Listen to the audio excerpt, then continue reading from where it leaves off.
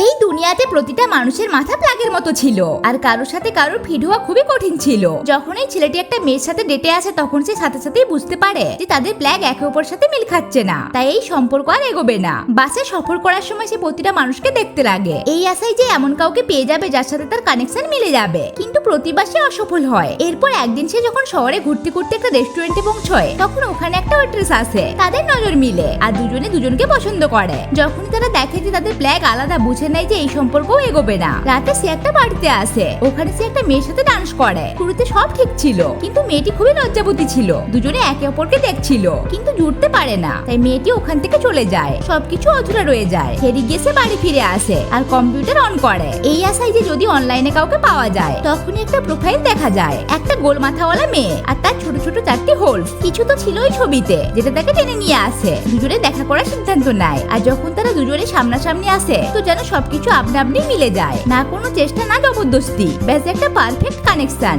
আর এই মুহূর্তে সে তার জীবনের প্রেম পেয়ে যায়।